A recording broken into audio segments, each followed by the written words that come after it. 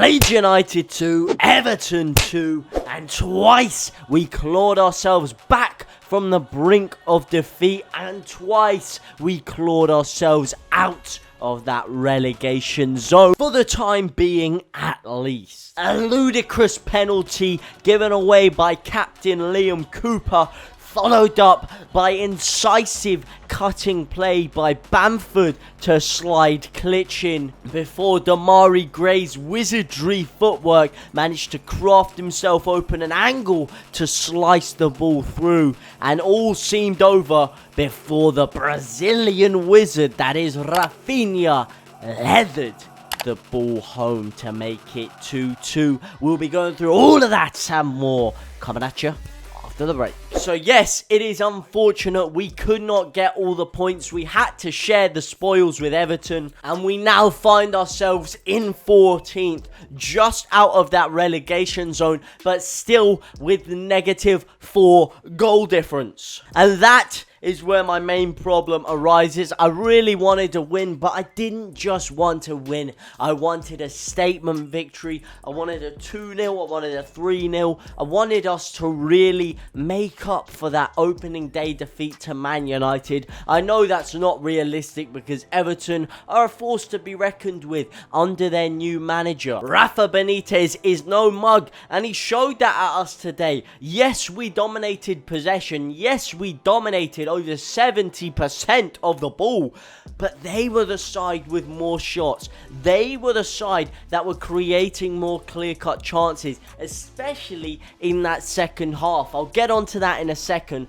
First of all, we are going to start with the first half, and although they did take the lead through a Calvert-Lewin penalty, I must say, I don't know what you guys thought from at home, but for me, we were all over them at times in that first half. We were playing the ball round them quickly. We had the ball in their final third. It was just a matter of that final pass, which yet again, we weren't managing to cut them open. At defense, yes, their defense looked rigid. Yes, Digne was holding off Raphinha well. Yes, the partnership of Keane and Mina was holding strong, but we should have been able to create something. I felt like Calvin Phillips was really dictating the midfield play. I feel like Dallas back in that midfield role. He played very well in that first half. Him and Klich had some good 1-2 play. They were running off each other well. They were opening the spaces up. But again, if you don't take your chances, you're going to cause yourself problems. And that is exactly what happened. They came up the other end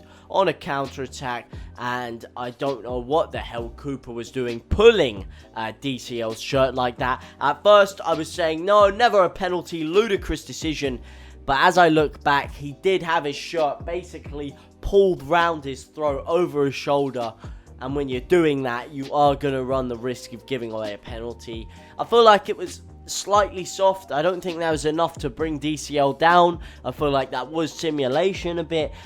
But then again, you probably have to give a penalty. We did come back though. A lovely pitch of a through ball by Luke Ayling, just completely sliced it straight down the line. Raphinha with a little tangle with Digne before flicking it on, and this is where Patrick Bamford comes into his element.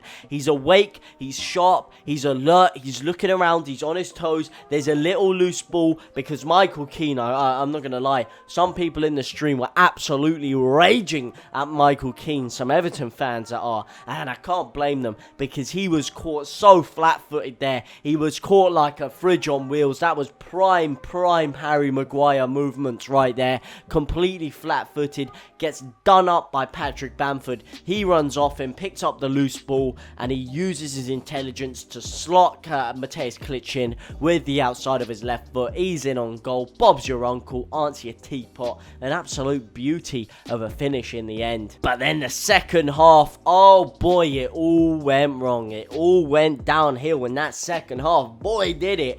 We got absolutely slapped down to Chinatown in that first 15 minutes of that second half.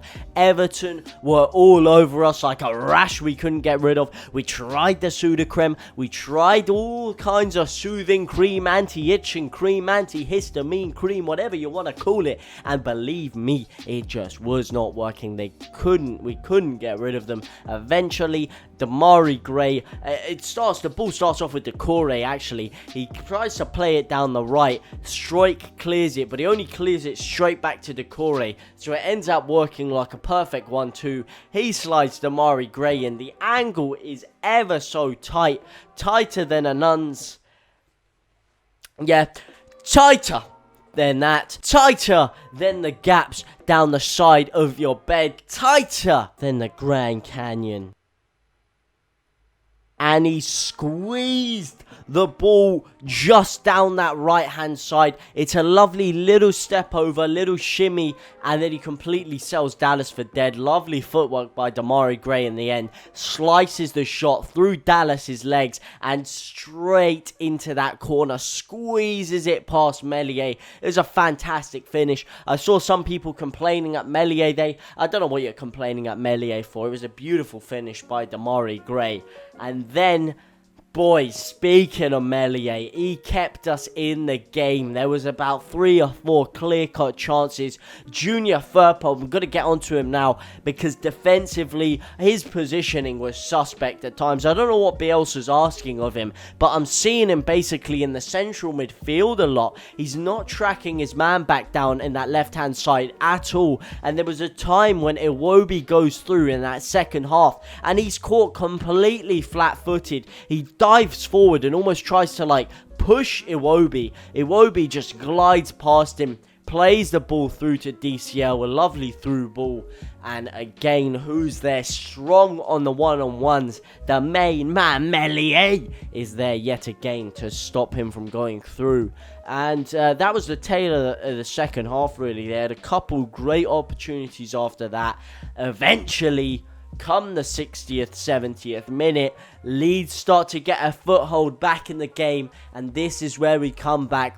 Eventually, we're putting the pressure on. We're getting the ball, playing it around their area. The tempo is increasing. You can feel the atmosphere, the energy from the stadium pushing us forward. You can feel the rhythm. You can feel the rhyme. And boy, guess who gets up when it's bobsleigh time? The man who gets up is Calvin Phillips. He runs down the left-hand side of the pitch. He sprays the ball into the box before it is played back by Liam Cooper only as far as Raphinha, who sat on the edge of the box, and he absolutely whips it into that bottom left-hand corner. It is a fantastic clinical finish by the Brazilian, and that sent Everton fans home crying, and it sent Leeds back out of the relegation zone, back into the, well, I'd say the green, more the yellow worth of points. And it did earn us the draw. We had a couple of good chances after that. Jack Harrison had an absolute beauty of a chance in the last minute of the game. Unfortunately, it failed. There was questions as to whether Fabian Delph gave away a penalty on Raphinha. There was questions as to whether Bamford should have had a penalty right at the end when he was clattered by Yerry Mina. Let me know what you guys think about those two decisions. For me, I think probably they weren't penalties yet. It would be very harsh to give them. Although, having said that, after we conceded that penalty, and then there was those 2 incidents, maybe it would have been fair for us to get at least 1.